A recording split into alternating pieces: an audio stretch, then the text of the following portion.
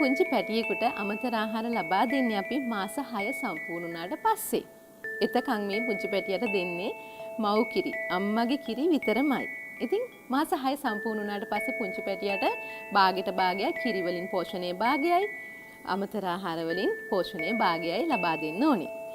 නමුත් සමහර අවස්ථා තියෙනවා මාස 6කට කලින් පුංචි පැටියට අමතර ආහාර පටන් ගන්න සිද්ධ වෙන. ඒ වගේ අවස්ථා තමයි පළවෙනිම එක අම්මා රැකියාවට යන එක. අම්මට රැකියාවට යන්න සිද්ධ වුණොත් ඒ වෙනි අවස්ථාවක අපිට සිද්ධ වෙනවා පුංචි පැටියට කිරි දෝලා තියලා යන්න. එහෙම නැත්නම් අමතර ආහාර ටිකක් කලින් පටන් ගන්න.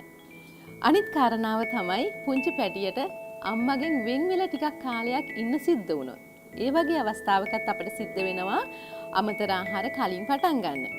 ඒ වගේම තවත් අවස්ථාවක් තියෙනවා පෞල් සෞඛ්‍ය සේවා නිලධාරීන් එහෙම නැත්නම් වෛද්‍යවරුන් විසින් තීරණය කරනවා මේ පුංචි පැටියාගේ වර්ධනය මව්කිරි හොඳින්ම ලැබිලත් හරියට සිද්ධ වෙන්නේ නැහැ කියලා.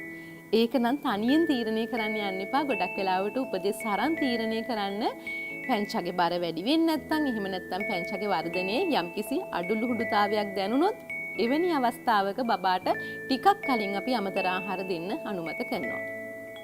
ඉතින් මාස 6කට කලින් අමතර ආහාර පටන් ගන්නවා නම් අම්මා කෙනෙක් මොනවද දැනන් ඉන්න ඕන කාරණා. ඔබම තීරණය කරන කාරණාවක් වෙන්න පුළුවන්, වෛද්‍ය කාර්ය මණ්ඩලය තීරණය කරන කාරණාවක් වෙන්න පුළුවන්.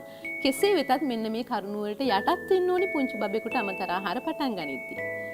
පළවෙනි කාරණාව තමයි මේ පුංචි පැටියට සති 17ක්වත් අනිවාර්යෙන් සම්පූර්ණ වෙන්න ඕනේ. මොකද මේ පුංචි බණ්ඩියට ඝන ආහාරයක් කළමනාකරණය කරගන්න අඩුම තරමේ සති 17ක්වත් එයාට වයස වෙන්න ඕනේ නිසාවෙන්.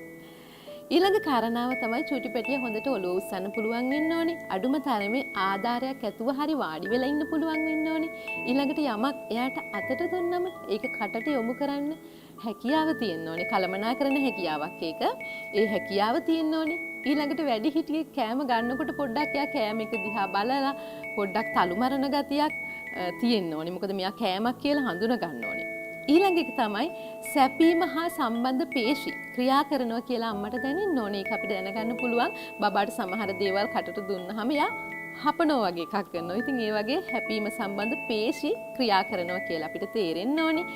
ඊළඟට බබාට ගිලින්න පුළුවන් වෙන්න ඕනේ. යමක් කටට දැම්මහම ගිලින්න. හැබැයි මුලින්ම බබාලට අමතර ආහාර දෙන අලුත් මම්ම කෙනෙකුට තේරෙයි මෙයාට ගිලින්න තේරෙන්නේ නැහැ කියලා. ගිලින්න තේරෙනවා කියන එකෙන් අපි අදහස් කරන්නේ එක්ක අඩුතරමේ දිවෙන් එළියට තල්ලු කරන්නවත් තේරෙන්න ඕනේ. ඒකෙන් තමයි අපි තේරුම් ගන්න මෙයාට ගිලීම හා සම්බන්ධව එයාගේ කළමනාකරණය හොඳයි කියලා. ඉතින් මොකක් හරි කටට දුන්නාම එක්ක දිවෙන් එළියට තල්ලු කරන්න, එහෙම නැත්නම් ගිලින්න, ඔය දෙකෙන් එකක් පුළුවන් වෙන්න ඕනේ. ඉතින් ඔය වගේ තත්වයකට දරුවා ආවට පස්සේ තමයි අමතර ආහාරයක් පටන් ගන්න පුළුවන්. හැබැයි හොඳට මතක තියාගන්න බබාට සති 17ක්වත් අඩුම තරමේ සම්පූර්ණ වුණාම තමයි අමතර ආහාර දෙන්න පුළුවන් විශේෂ අවස්ථාවල. හැබැයි එහෙම විශේෂ අවස්ථාවක් නැති ඕනම දරුවෙකුට මුල් මාස 6 මව් කිරි විතරයි, අම්මගේ කිරි විතරයි දෙන්න ඕනේ.